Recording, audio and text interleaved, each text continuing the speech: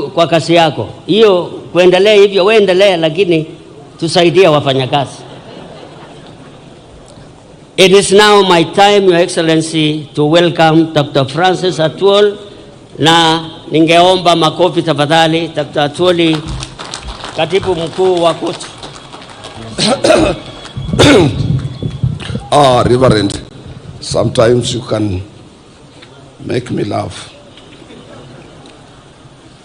Your Excellency, the President of the Republic of Kenya and Commander-in-Chief of the Defense Forces, Dr. William Samoei Ruto, I want to assure you that today I will be very, very brief, because in your position as our President, you have all information concerning the working men and women across our country. I want to recognize the Cabinet Secretary.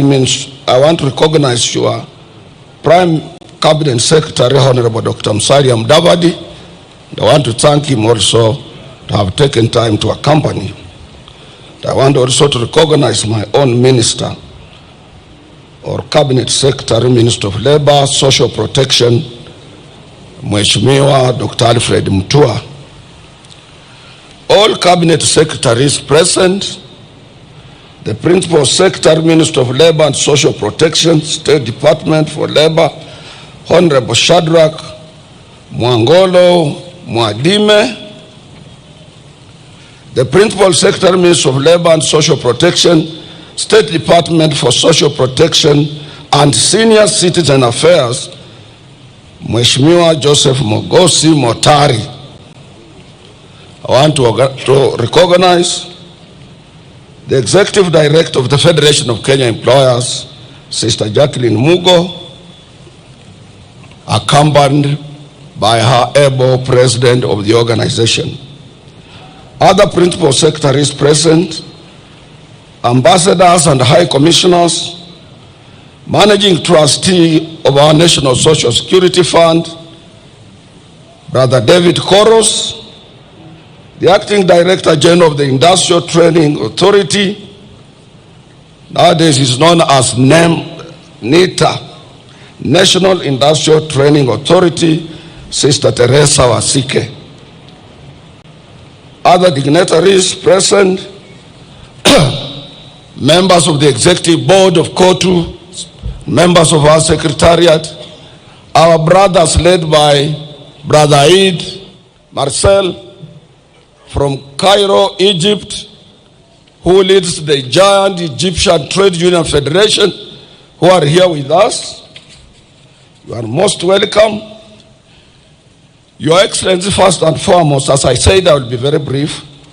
I want to take this opportunity to thank you. We can't take it for granted. You were with us here last year.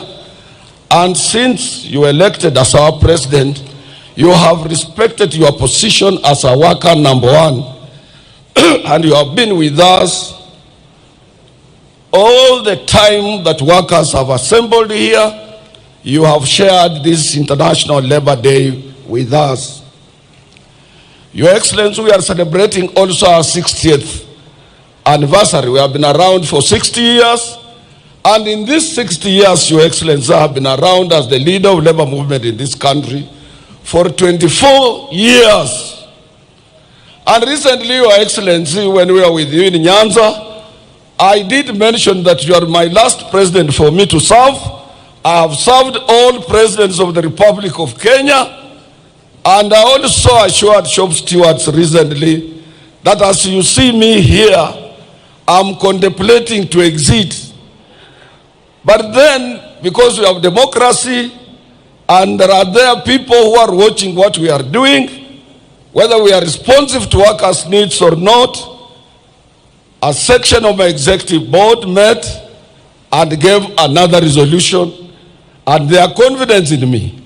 But I want to assure them, as much as we have heard our song, which says our solidarity is forever, we call ourselves brothers and sisters. This does not mean that as we enter into the new year, that it will be only Atwoli who can be able to lead labor movement. Our organization is democratic. We are free and independent. And among our affiliates, 42 of them, they know your capabilities, those who are affiliates, your abilities to articulate issues concerning working men here and across the globe, and they will make a decision. And we will respect their decision. Your Excellency, our this year's theme is self-reliance in production is the key to economic growth. Your Excellency, unless we are in producing, unless we are in manufacturing, unless we are attracting foreign exchange, our economy can hardly grow. But if we produce and we support you towards that direction, we will be in a position to spur economic growth and create more employment for our young men and women. Your Excellency, as Kenyan workers, we remain alive to the fact that global political trends largely affect market dynamics and the prospects for growth and employment creation. Some of the problems that face us are not only unique to us here, but some are global. But if we are together with you, Your Excellency, if we work hard, if we produce more, we can overcome all these global economic challenges. Without a doubt, the election of Donald Trump as the 47th President of the United States of America and his consequent policies that are focused on building and manufacturing capabilities of the U.S. through self-reliance and imposition of tariffs call for all of us to relook and to rethink twice how we can be free and independent economically. Your Excellency, this year's Labor Day celebration is a special one because Kenyan workers will be marking 60th years of anniversary, as I have said. And we have made a remarkable achievement. Wewe mwenyewe umeona wafanyikazi wakipita hapa mbele yako. Umeona zile vitu wanafanya viwandani. Umeona kazi zao. Umeona commitment yao. Na wewe ndio mlinzi wao. You are the chair of our industrial relations practice in this country. And therefore, as you sit, as you look at them, I know you think well about Kenyan workers. Indeed, as I said, we will support you towards any route you take in enhancing and protecting workers' rights in this country as a champion of social justice, number one. Your Excellency, on outsourcing, Your Excellency, one of the biggest problems that your government faces in meeting its revenue collection targets is outsourcing of labor that has become a very common among the Kenyan employers. As Kenyan workers, we appeal to your government to institute action that will ensure that workers are covered by collective bargaining agreements as it is practiced world over. And the outsourced people have an opportunity to contribute to our revenue through statutory deductions as other permanent employees. Your Excellency, we can also foster self-reliance in production, particularly in key sectors like agriculture, manufacturing, and also supporting micro, small, and medium enterprises. As I said, Your Excellency, I don't want to take a lot of your time. Kwa ajili sijui umetubebea nini. Naweza ongea sana na urudi na ile kitu umebebea wa Kenya. Your Excellency, you have seen the textile industry here. It is our wish that we support our textile industry. Because when we were growing, we had Kikomi, we have Raymond, we have Rivertex, we had thicker textile milling machines, we had everywhere in Kenya, we were producing textile materials. We need to go back there, Your Excellency, and we support you to create more employment. Lastly, I shouldn't say last, but second or third to last, I want to take this opportunity to thank you. Last week you went to China, and we in Central Organization of Trade Unions, we work closely with all Chinese Federation of Trade Unions. And Chinese, Your Excellency, most of them are genuine and they support Africa genuinely. But since our policy, foreign policy and our Kenya's policies of a non-alignment, we work with every nation. But I want to thank you for your trip to China. We will be able to realize more, particularly the agreement you signed to address the dual carriageway from Nairobi towards Western Kenya, and also to extend SGR. SGR is one of the important routes that will alleviate transport problems facing Kenyans. The other area I want to mention, President, that I cannot sit down without mentioning this. This is an area of patriotism. This one I will talk, and I will talk as a patriotic Kenyan until I go to the grave. I'm appealing to Kenyans, Your Excellency. We must love this country. We have no any other country. If this country went down to dogs, we have no any exit route. Kenyans are watching their television. They should look what is happening in Bukavu, in what is happening in Goma. Pali mtu anatoka na watoto na kondoo, wanafika kwa njia, wana abandon kondoo, anarudi kwa watoto yake na wajafika pahali wanaenda. This is not the route we want to take. But Your Excellency, one day you Kenyans will remember me. If we don't regulate social media, if we don't, in China where you have been, it is regulated. With a population of about 1.4 billion people. In Dubai, it is regulated. In UK, it is regulated. In US, it is regulated. Kenya cannot be free for all. Kenya can't. You see, that is the patriotism that we must follow. Your Excellency, I want to appeal to you also to apply reforms in public institutions like posts, those postal cooperation, to make sure that it is effective. Because if you look at Amazon, which does the same job in the US, it does very well. We want to make sure that that one is handled well. We support also, Your Excellency, the issue of leasing our sugar industries. They must not remain moribund. They must be seen producing sugar for our own Kenyan, for our own consumption and export for purposes of creating employment. We must support you so that we can be able to create employment. Lastly, Your Excellency, I want to appeal to you. This city belongs to all of us, and this city must reflect other cities of the world. This city must reflect Accra, Ghana. This city must reflect Abuja in Nigeria. This city must reflect Kigali in Rwanda. This city must reflect Abidjan in Ivory Coast.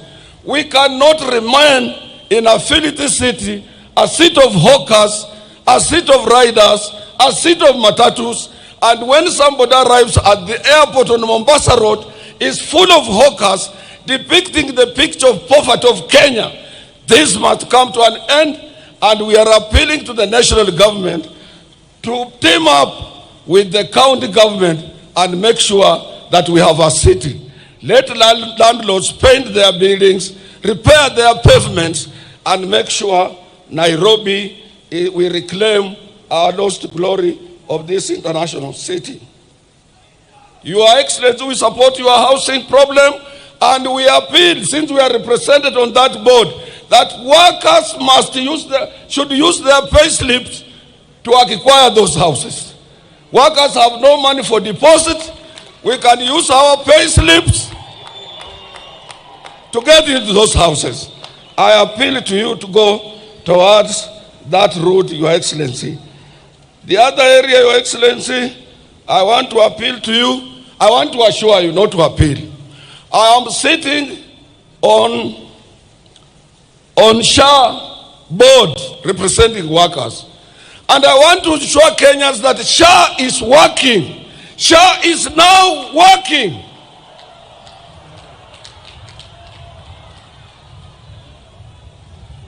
Lastly, Your Excellency, I want to support the managing trustee, Chorus of NSSF. He has done a commendable job. He has done very well. And as I'm talking, since we implemented the new act, NSSF has realized 220 billion for Kenyans, and we must rally behind the managing trustee of the NSSF. Lastly, Your Excellency, we have a problem. You saw workers here with placards saying, let us carry out ratification on ILO Convention number 189 to protect our domestic workers. Let us also ratify ILO Convention 190 to stop both domestic harassment and violence at workplace. These two conventions have been ratified world over. And Your Excellency, you need to talk also to the Federation of Kenya Employers. You are our person. Let them give us support in this direction. Your Excellency, you need also to talk to the Federation of Kenya Employers. That when you gave these workers 6%, to date is not fully implemented. I'm telling you for free and for sure. And there is no any time His Excellency the President has announced the year salary increase and then it becomes a subject of debate.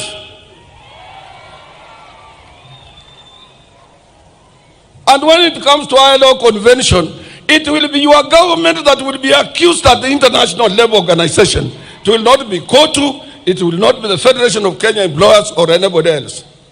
So anybody frustrating the ratification of ILO 189 and Convention 190 is frustrating your government.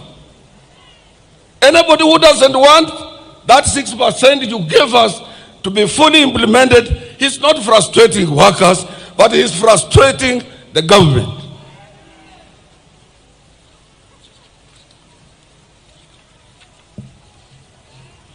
I would have gone on and on, Your Excellency, but as I said, I don't want to get you tired. I want to repeat that please, we want to live in a peaceful country, address issues of social media, address issues that are afflicting these workers. If you have something, Your Excellency, the cost of living in this country is at around 45%, and that is too high for them. This is caused with some dynamics or variations in economic performance and some global also economic situation that affect us as well. Your minister has tried what he can, but I will assure you, please go to his rescue, try to make sure that these workers are properly compensated, and more so, Your Excellency, what is eating in our jobs are free riders, people who are employed through the back door, outsourced at a lower rate. They don't pay taxes. They don't contribute to collective bargaining agreement. There is no any agreement binding on them. They are slaves in our industries, enslaved by employers, and Kenya as a free country can sit and see people outsourcing people. A company retrenches people, it asks its supervisor to form a company of exploitation. This can't be allowed in free Kenya. We can't allow that under your watch. As I promised, President, I want to be very brief because we will be talking. May I take this opportunity to invite your Honorable Minister for Labor, Dr. Mutua, who will be able to give some few words and observe other protocols for you to come and say. The other thing I'm being reminded by my deputy that I had forgotten, ni mambo ya hizi vitu tunakatwa, housing, nini, taxation. It should not be on gross salary. Hizi vitu vinatakana viwe on basic, so that gross, umefanya overtime, umefanya nini, it's not interfered with. And I know Your Excellency will look at that. All deductions, salary deductions, statutory deductions should be at basic, not on gross, where somebody might have toiled very hard to work on overtime and he doesn't realize something. Mwisho, Your Excellency, usitishike. Iko watu wengi wanapenda kutisha sana. Mimi nilikuwa hapa President Kenyatta akiwa president. After 3 years we had a problem in the government. Jaramogi left. Nilikuwa hapa when Moi was a president. After a few times there was a lot of problems. Nyinyi nyote mnajua until up 1982. Mpaka when he was leaving, kila saa watu bila Moi yote inawezekana. Nimekuwa hapa President Kibaka akiwa kwa kiti mimi, and I served him. Kibaka alitengeneza kila kitu Nairobi, he improved the economy. But 2007, how wananchi voted him out, we had to do some ukarabati. Sasa nimekuwa hapa wakati wa Uhuru. Uhuru ni rafiki yangu sana. But you could hardly see him outside the way you are outside, you are visible everywhere. But he managed to finish his 10 years. Hawa Kenya unasikia ground ni mbaya. Hapa ground hapana mzuri. Ruto must go. Na sio ground ni mbaya. Wewe anasema ground ni mbaya. Mwenyewe hana ground. Nasikia hiyo. Wacha tuwache mtu amalize kazi yake. I saw watu wa press, mtu ameandika kwa Standard, anasema Atwoli yeye kazi ya trade union court is not a political party. We serve the government of the day. We negotiate for our rights. Huyo kijana anataka elewe hiyo. We are not a political party. We are not aspiring to have a president. We must support the government of the day for the stability in the country, which will be extended to industrial stability.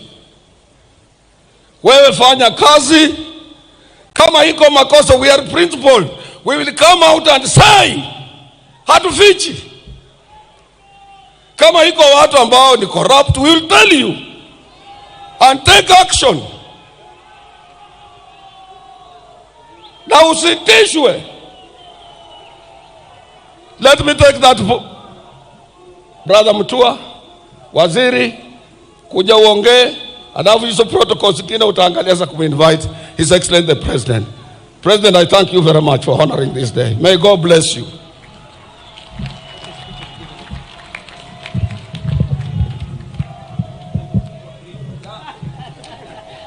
Thank you very much, Dr. Atwoli. I think that's the shortest speech you've given in a long time.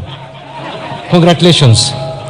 I'll also be very quick. Your Excellency, Dr. William Samoei Ruto, President of the Republic of Kenya, Commander-in-Chief of the Kenya Defence Forces, Honorable Musalia Mudavadi, Excellency, Prime Cabinet Secretary, my colleagues, Honorable Eric Muga, Minister for Water, and Honorable Geoffrey Ruku of Public Service, PS Shadrach Madime, Karen Agengo, and Joseph Motari from my ministry and other principal secretaries, Honorable Justice Bira Mogaya of the Labor and Employment Court, and other honorable judges who are here, the chairman and executive board members of COTU, Sister Jacqueline Mugo, executive director of FKE, international partners, our friends from Misri, Karibu, distinguished guests. Your Excellency, sir, the Ministry of Labor and Social Protection is on steroids to ensure labor, which is one of the 4 factors of production, is nurtured to play its role in the development of Kenya as per your amazing economic plan. We're in a country that is in a rapid movement towards industrialization and manufacturing, and labor will play a very important role. We are embarking on various areas of providing employment to our people. One, we anticipate that we are going to create over 500,000 jobs overseas, and we continue to put in place measures to ensure safe and orderly and regular migration and mobility. We have started dismantling cartels who had controlled this space for years, and we will continue to do so despite their theatrics. We have a program of Kazi Mtandaoni, Your Excellency, which you've launched, and by 2022 we approximately had 2 million Kenyans working in digitally enabled jobs, and the numbers are growing. It's a major growth, and we will be addressing some of the challenges, including the digital skill gap, unequal access technology, and other resources. Mheshimiwa Atwoli has talked about the challenges we are facing in social media. It's also an area that we need to have a conversation about to see how we can direct our energies from negativity to positivity so that we don't pull each other down. We have a program of Kazi Baharini, whereby we estimate to employ more people as seafarers and to work in the ocean, but there's a small challenge of seafarers' identification documents which need to be issued to revamp training curriculum of seafarers and give them opportunities. We have Kazi Kwa Ground, Juakali sector, Ujenzi sector. Thank you for the National Housing Program that is doing very well, affordable housing program, providing livelihood to millions of people by extension by the workers that are working there. Your Excellency, there are a few challenges impeding progress of the programs. For example, we have cartels and rogue agencies that are taking advantage of vulnerable Kenyans. We have fake news on low labor mobility pathways are being used to either mislead our youth or try to discourage them, and we are dealing with them. Your Excellency, workers are not slaves. They are workers and must be treated with respect. Recognition of their human dignity is a right and must be safeguarded at all times. Workers must be paid rightful legal wages, including overtime, and treated fairly without discrimination, and they should also enjoy decent work conditions. Workers in turn also need to be obedient, faithful, and dedicated to their employers because it is a relationship. Workers need to identify the few among them who steal from the employers and try to bring down the same business that are employing them. So we are going to ensure that workers and working conditions are set by the law and that people can go to work and work well. Your Excellency, kuko na shida kidogo. I get a lot of reports in my office about sexual harassment. Sexual harassment in our workplaces. Nataka kuambia Wakenya ya kwamba mrembo akiandikwa, our sister, our children, our daughters, akiandikwa kazi, usianze kumpangia, unaanza kumnyemelea, na akikukataa unamfuta kazi, unaanza kumuharas. We must ensure there is a safe working environment for our young girls and even our young boys. That power dynamics is something that we'll be talking about. A manager should not be dating a junior in the same office because of those power dynamics. Soko ni kubwa Kenya hii, angalia kila mahali. Soko ni kubwa, wachana na wafanyikazi wanaofanya kazi na wewe. And we will not continue with this habit, and we will take measures to ensure there is no sexual harassment in our workplaces. Your Excellency, savings is critical. We're encouraging all workers to ensure they have a savings plan, either through the NSSF, or if you're not employed, you're self-employed in the Jua Kali sector, in SMEs, NSSF has a Haba to Haba program, or where you can actually continue saving. It is important. Waswahili walisema ya kwamba ujana kama moshi ukienda haurudi. You are young today and vibrant. Hakuna kitu kibaya kama kuwa mzee ambaye hana pesa. You save today for tomorrow. And we're encouraging all workers, wherever you are, to engage and register for a savings program. Mheshimiwa Atwoli, I want to assure you that ratification of the conventions 188 and 199 is en route. I've held a meeting with my staff. I've talked to the PCS, and we are going to accelerate, together with other important laws that make sure that our people are given the rights that they deserve. Your Excellency, social dialogue is important. I'll be calling a meeting very soon between COTU, FKE, and all other social partners to discuss on working modalities. Strikes. At the end of a strike, people sit down and talk. And I want to encourage all workers. If there's a problem, talk to me. Let us sit down and discuss the problem before the strike, not sit down after the strike. And I can assure you we will be able to sort out many problems so that people do not go on strike, so that we have a country that is moving forward. Lastly, Your Excellency, I want to echo the words of Mheshimiwa Atwoli. You know, we hear very many words. I was a governor for 2 terms. Na wakati nilikuwa governor, watu walikuwa wanalalamika sana.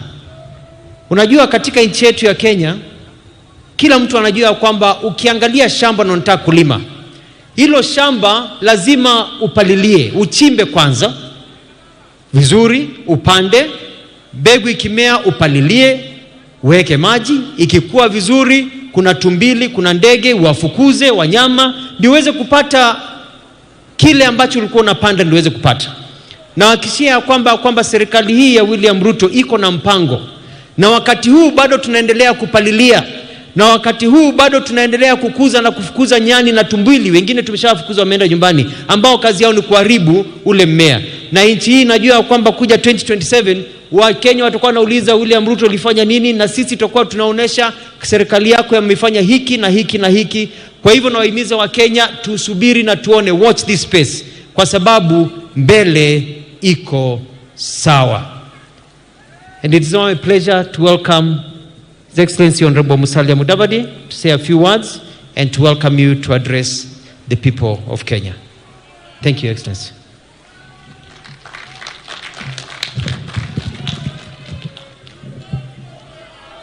Your Excellency, President William Samoei Ruto, President of the Republic of Kenya, the Secretary General of COTU and the entire leadership of COTU, the Federation of Kenya Employers, my colleagues, public officers here present, and most of all, our distinguished workers who have come to celebrate the 60th anniversary of their efforts to build this country and also to mark the Diamond Jubilee of our celebrations.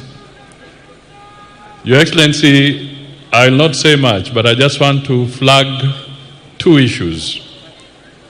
The first one is that this month, the World Bank and the IMF released data that officially confirmed that out of the 55 nations on the African continent, Kenya's economy is the 6th largest in the entire Africa. Your Excellency, this is a very big achievement. And as we celebrate the 60th anniversary of our workers, we want to recognize that Kenya would not have attained that without the sweat of the workers of Kenya.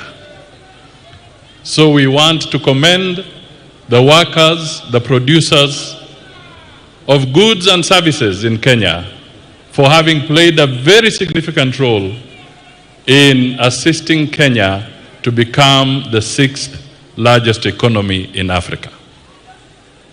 The second point, Your Excellency, on the same issue, is to emphasize that that growth must also come out of stable political leadership. Your Excellency, this is where you come in. You have led this country. You have maintained its stability. We have maintained democratic practices, and you are resolved to ensure that the stability is unquestionable. When we talk of the 6th largest economy, it cannot happen in an environment of turmoil, in an environment of conflict, in an environment of war, in an environment of political instability. And my dear brothers and sisters, the biggest threat to any nation is not terrorism. It is when the institutions of that country collapse.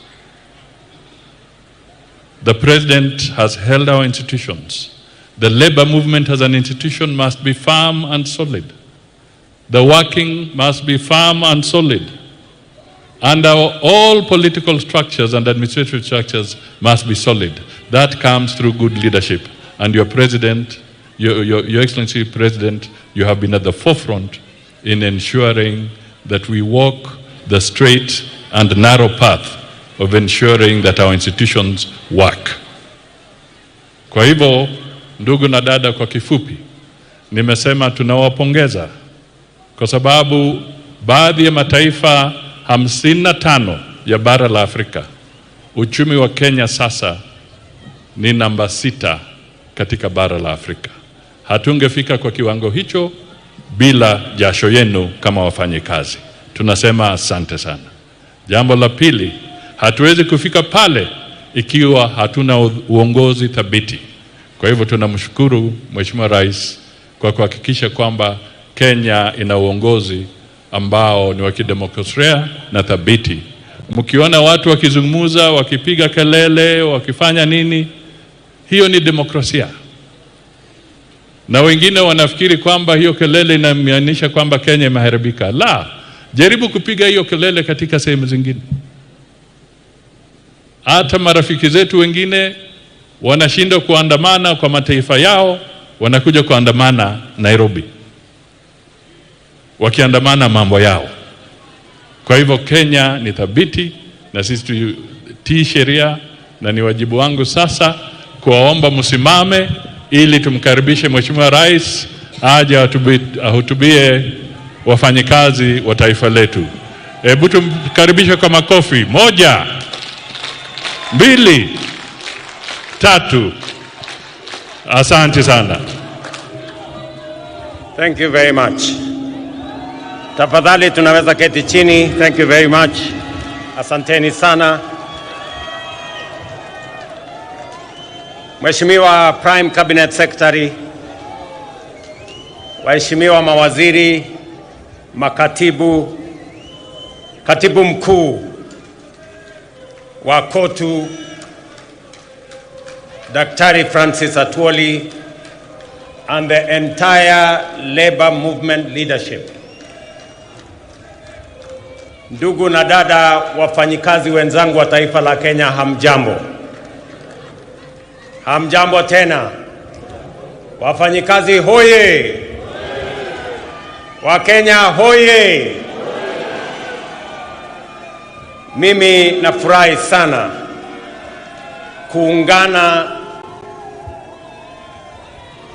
na nyinyi katika sherehe hii ya muhimu ya kuadhimisha siku ya wafanyikazi katika taifa letu la Kenya. Pia kuadhimisha miaka 60 ya KOTU katika taifa letu la Kenya. Na kama mfanyikazi, naungana na wafanyikazi wenzangu. Kuna wale wafanyikazi wako permanent and pensionable. Alafu kuna wafanyikazi wengine kama sisi ambao tuko kandarasi ya miaka. Wengine wako na kandarasi ya miaka 3, wengine miaka 5 na tofauti zingine. Lakini sote sisi ni wafanyikazi wa taifa letu la Kenya. Na itachukua sote tukiungana, tukishirikiana, kwa sababu kuvua ni kazi, kufundisha ni kazi, kutibu ni kazi, kulinda walinzi wale kutoka yule guard mpaka CDF wa jeshi wote ni wafanyikazi. Pale sokoni kazi inaendelea, kule viwandani ni kazi inaendelea na wafanyikazi, kule mashambani vile vile ni kazi inaendelea na wafanyikazi. Sisi zote tukiunganika, tukifanya kazi kwa pamoja, ndio Kenya itapiga hatua ya kwenda mbele. Mimi leo napenda sana, huyu Atwoli alisema ataongea kwa kifupi. Akaongea kwa kifupi kweli. But wacha nisome taarifa nilio nayo alafu nitasema mambo machache. I am honored, ladies and gentlemen, to join you today as we mark 60 years of tireless advocacy, solidarity and progress in protecting the rights and welfare of Kenyan workers. International Labour Day grants a timely reminder of our constitutional and moral duty to uphold the dignity of labor without discriminating by age, gender, race, ethnicity, or ability, and to continually confront the evolving challenges facing our workforce. This year's theme, self-reliance in production, is the key to economic growth and resonates deeply with our collective national ambition. It calls on all of us as government, workers, entrepreneurs, and communities to champion a Kenya that is resilient, productive, and truly self-reliant. It is in this spirit that this week the Cabinet approved the 2025 Finance Bill, a key instrument in our ongoing national economic transformation quest. This bill has been carefully crafted to stimulate economic growth, deliver efficiency, and enhance competitiveness and expand opportunity. In fact, its provisions are designed to offer targeted relief for both businesses and workers and to support the spirit of enterprise and productivity. Notably, to improve workers' take-home pay, employers will now be required to apply eligible tax relief and exemptions directly when calculating pay as you earn, a significant shift from the current system where such reliefs can only be claimed from Kenya Revenue Authority. Precisely what Atwoli was talking about. I think he read my speech, and that is why he was raising those issues. This will increase and immediately benefit employees. Additionally, all pensions and gratuity payments for both the public and private sector will now be tax exempt. This reform is a recognition of the service and sacrifice of our senior citizens and workers, and a step towards ensuring that retirement is met with dignity, not stress. Small businesses will also benefit from simplified tax treatment, as they will now be allowed to fully deduct the costs of everyday equipment in the year of purchase, thereby eliminating unnecessary delays in accessing or assessing tax relief. Distinguished workers, ladies and gentlemen, When we speak of making Kenya truly self-reliant, I am proud to report to the nation that we are not merely making declarations. We are taking bold, concrete, and measurable steps. We are walking the talk, and here is why.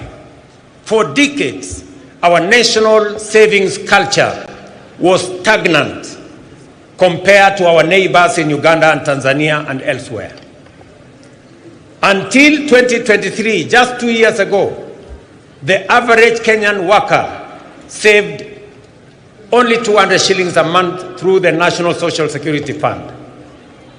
Over a span of 60 years, we collectively as a nation managed to save 320 billion. In 2023, we operationalized the law mandating a savings contribution of 6% by both employee and employer, and the result has been remarkable and impressive. In just 2 years, we have mobilized 280 billion in national savings, nearly equal to what we saved over 6 decades.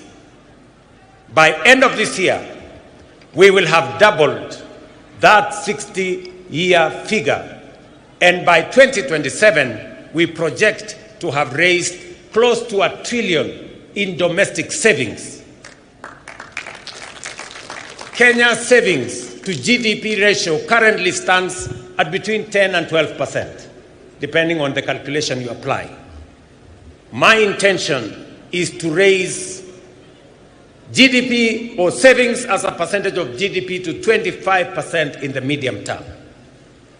That will enable us as a nation to build a pool of resources that we can use to lend to the SMEs and the private sector, and we can grow more businesses and reduce the cost of borrowing so that the double-digit borrowing of 18% or 20%, it is not possible for us to grow our economy, to grow more business, to expand enterprise if the cost of borrowing money is high. We must bring it down to single digit. And the route to bringing it down to single digit is to build greater savings in Kenya. I want to thank the Kenyan workers.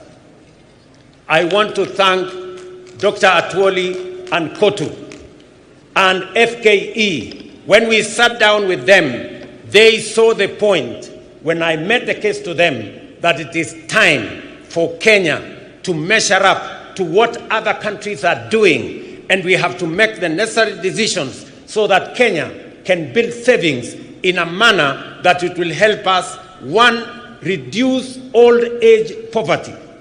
When I came here for celebrations, Atwoli here told me Kenya is number 92 in the worst countries with old age poverty.